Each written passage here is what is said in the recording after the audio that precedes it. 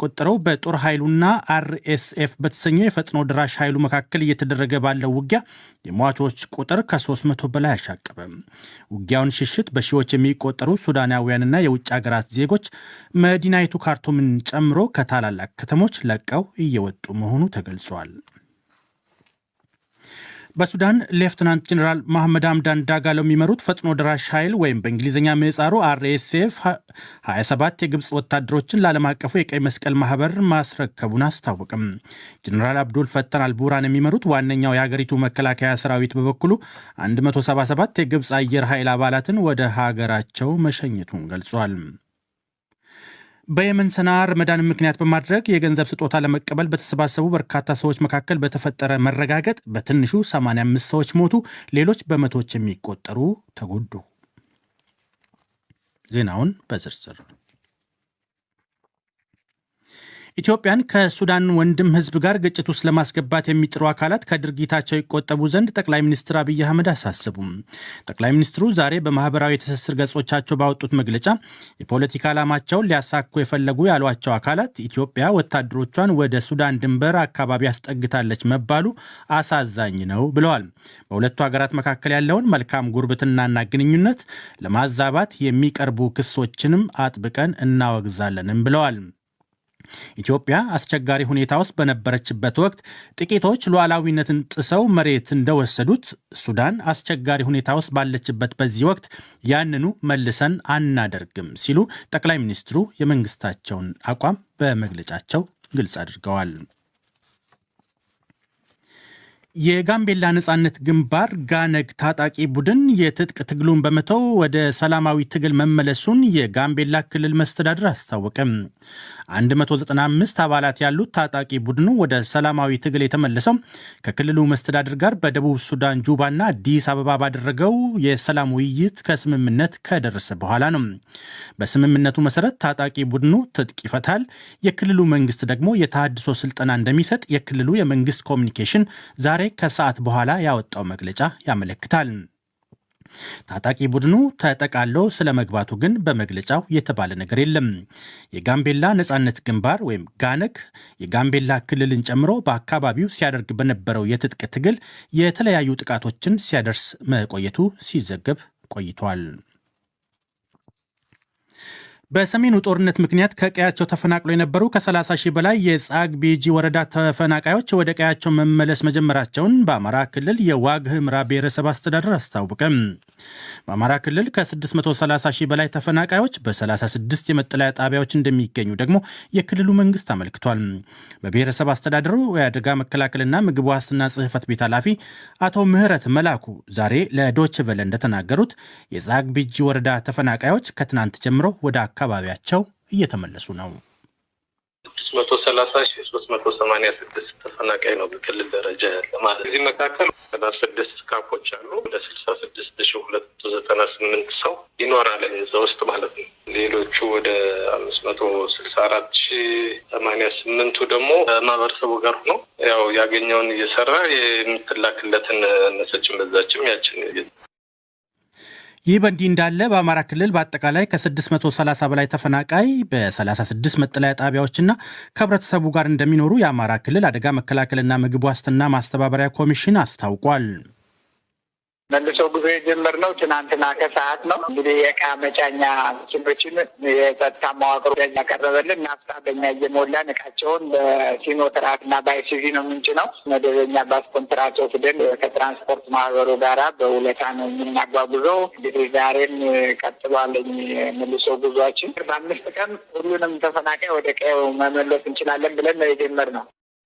የባህር ዳር ወኪላችን አለምነው መኮንን እንደዘገበው ከአበርገሌና ከጻግ ቤጂ ተመላሽ ተፈናቃዮች በነበረው የጸጥታ ችግር ምክንያት በቂ ምርት ያልነበራቸው ንብረታቸው የወደመባቸውና የተዘረፉ በመሆናቸው መላ ኢትዮጵያውያንና ረጂ ተቋማት እገዛ እንዲያደርጉላቸው ባለስልጣናቱ ጠይቀዋል። ሱዳን 6ኛ ቀኑን ባስቆጠረው በጦር ኃይሉና አርኤስኤፍ በተሰኘው የፈጥኖ ደራሽ ኃይሉ መካከል እየተደረገ ባለው ውጊያ የሟቾች ቁጥር ከ300 በላይ አሻቀበም። ውጊያውን ሽሽት በሺዎች የሚቆጠሩ ሱዳናውያንና የውጭ ሀገራት ዜጎች ደግሞ መዲናይቱ ካርቱምን ጨምሮ ከታላላቅ ከተሞች ለቀው እየወጡ መሆኑ ተገልጿል። በጦርነቱ ከሞቱት በተጨማሪ ሌሎች በሺዎች የሚቆጠሩ ሰዎች ጉዳት ደርሶባቸዋል።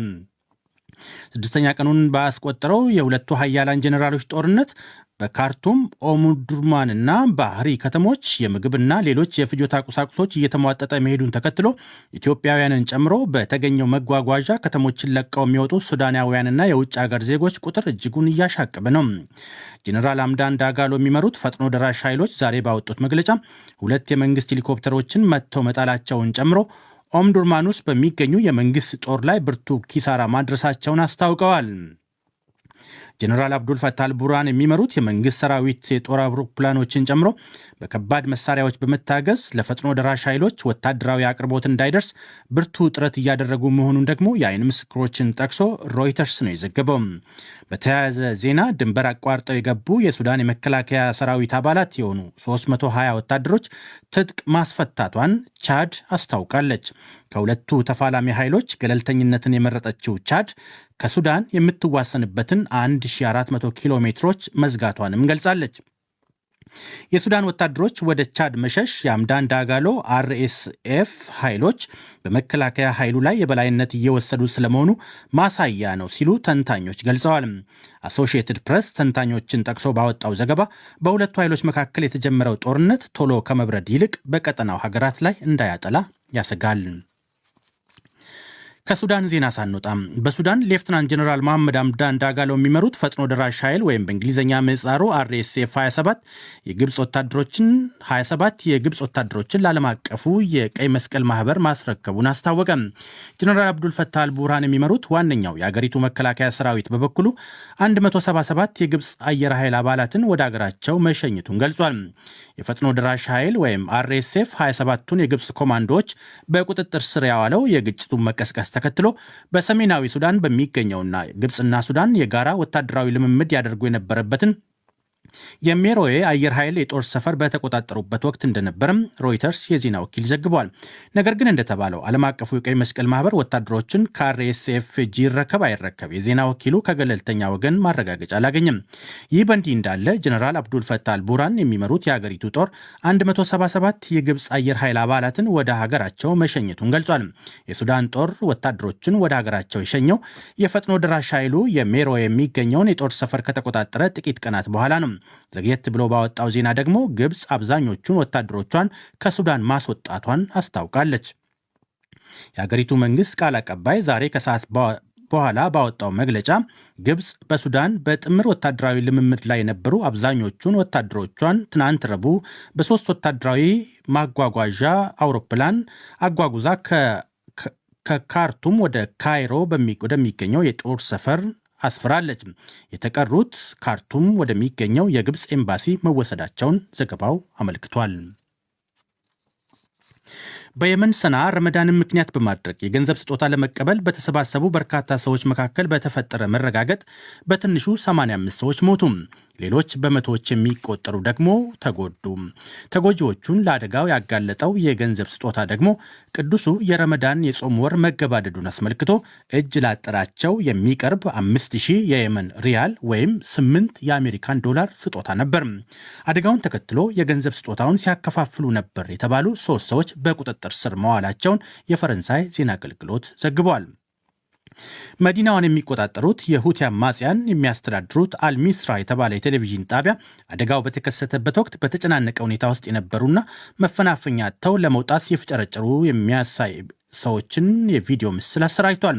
እስካሁን በአደጋው 85 ሰዎች መሞታቸው ሲረጋገጥ 322 ሰዎች ደግሞ ጉዳት ማስተናገዳቸውን የሁቲ አማጽያን የጸጥታ ባለስልጣናት አስታውቀዋል። ሴቶችና ሕጻናት ደግሞ ከሟቾች ይገኙበታል።